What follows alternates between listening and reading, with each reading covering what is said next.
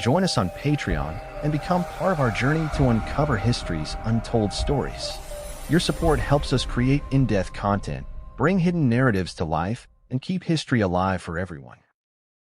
The history of the relationship between freedmen, enslaved individuals of African descent who were emancipated, and Native American tribes is complex and multifaceted narrative that intersects with broader themes of colonization, displacement, race, identity, and sovereignty. It is a story shaped by the forces of systemic oppression, cultural exchange, intermarriage, and political struggle. In order to fully understand this intricate relationship, it is essential to delve into the historical, social, and political context that define the interactions between freedmen and native tribes, especially in the United States during the 18th and 19th centuries and beyond. The roots of the relationship can be traced back to the early colonial period when European settlers brought enslaved Africans to the Americas and began their campaigns of conquest and displacement against indigenous peoples. During this era, native tribes encountered Africans as both fellow victims of colonial oppression and, at times, intermediaries in the European colonial system. While both groups faced exploitation, their experiences were not identical, as native peoples struggled to maintain their sovereignty and lands, while Africans were subjected to the brutalities of chattel slavery. The intersection of native tribes and African descendants became more pronounced as European colonization expanded across the continent. In territories where native populations were devastated by disease, war, and displacement, enslaved Africans often became a labor force that replaced indigenous peoples on European plantations. However, this dynamic did not prevent alliances and relationships from forming between the two groups. Shared experiences of oppression and cultural overlap often led to intermarriage and the blending of African and native cultures. Many African descendants adopted elements of native spirituality, language, and customs, and in some cases, native tribes incorporated African descendants into their communities. The situation took on new dimensions in the southeastern United States, particularly among the so-called five civilized tribes, the Cherokee, Chickasaw, Choctaw, Creek, and Seminole. These tribes, which had been subjected to increasing pressures from European settlers and the U.S. government, adopted certain European practices, including the enslavement of Africans, in an effort to align themselves with settler society and resist dispossession. By the early 19th century, a significant number of African Americans were enslaved by these tribes, particularly the Cherokee and Creek. However, the nature of slavery within native tribes was often distinct from the chattel slavery practiced by European settlers.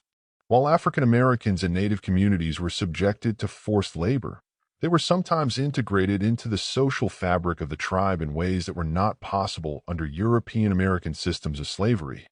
The forced relocation of native tribes during the Trail of Tears in the 1830s further complicated the relationship between freedmen and native tribes. Many enslaved African Americans were forcibly moved alongside their native enslavers to Indian Territory, present-day Oklahoma. In this new environment, the bonds between African Americans and native peoples deepened, as both groups struggled to adapt to the harsh realities of displacement and marginalization. Some African Americans found refuge among native tribes, particularly among the Seminole, who were known for their resistance to both U.S. encroachment and the institution of slavery. The Black Seminoles, a group of African-descended people who lived among the Seminole, became an integral part of the tribe, contributing to its resistance efforts and cultural identity. The Civil War marked a turning point in the relationship between freedmen and native tribes.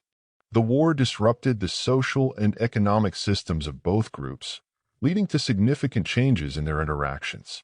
While some native tribes sided with the Confederacy, others supported the Union, creating divisions that would persist long after the war. The Union's victory and the subsequent abolition of slavery brought about new challenges for freedmen within native tribes. The federal government pressured the five civilized tribes to emancipate their enslaved African Americans and grant them tribal citizenship. This led to the signing of treaties in 1866, which promised to integrate freedmen into the tribes and provide them with land and rights. Despite these promises, the integration of freedmen into native tribes was fraught with difficulties. Many native communities resisted the inclusion of freedmen, viewing them as outsiders who threatened the cultural and political cohesion of the tribe. This resistance was compounded by the U.S. government's policies, which often pitted freedmen and native peoples against one another in the struggle for limited resources and political recognition. Freedmen faced discrimination and exclusion within some tribes, while others embraced them as equals. The diversity of experiences reflected the complexity of the relationship, which was shaped by local dynamics, historical circumstances, and the actions of individual leaders and communities. The late 19th and early 20th centuries saw the erosion of native sovereignty and the imposition of federal policies that further strained the relationship between freedmen and native tribes.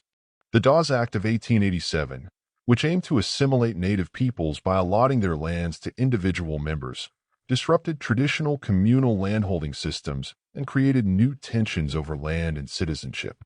Freedmen who had been granted tribal citizenship were often excluded from land allotments, while native peoples faced the loss of their territories to settlers and the federal government. These policies exacerbated divisions within tribes and undermined the fragile alliances between freedmen and native communities. In the decades that followed, the descendants of freedmen within native tribes faced ongoing struggles for recognition and inclusion. Legal battles over citizenship and land rights became a central issue, as freedmen sought to assert their claims to tribal membership and the benefits that came with it. These struggles were particularly pronounced among the Cherokee, Choctaw, and Creek nations, where freedmen descendants often faced opposition from tribal governments and members. The legal and political disputes reflected broader questions about identity, sovereignty, and the legacy of slavery within native communities. Despite the challenges, freedmen and native peoples have continued to forge connections and build alliances. In recent years, efforts to recognize the contributions of freedmen to native history and culture have gained momentum as scholars, activists, and community leaders work to address the injustices of the past and promote reconciliation. The relationship between freedmen and native tribes remains a vital and evolving aspect of American history, one that underscores the complexities of race, identity, and belonging in a nation shaped by colonization and displacement.